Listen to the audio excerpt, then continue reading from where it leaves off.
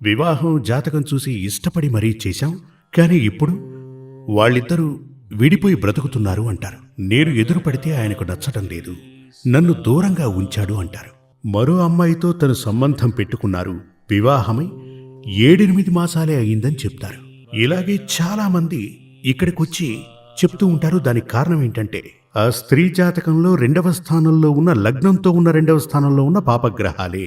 2వ స్థానంలో పాపగ్రహాలు, ముఖ్యంగా శని ఉన్నాడు అంటే వారు ప్రేమపూర్వకంగా మాట్లాడరు, దెబ్బలు తినేలా మాట్లాడతారు.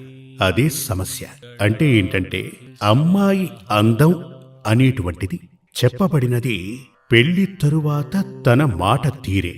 ఎంత అందం కలిగిన భార్య అయినప్పటికీ తన మాట తీరులో చక్కదనం లేకపోతే తను మాట్లాడి అతని మనసు విరిచేస్తుంది. భర్త విరక్తిలో ఉంటాడు. విరక్తిలో ఉన్నప్పుడు ఏమవుతుంది?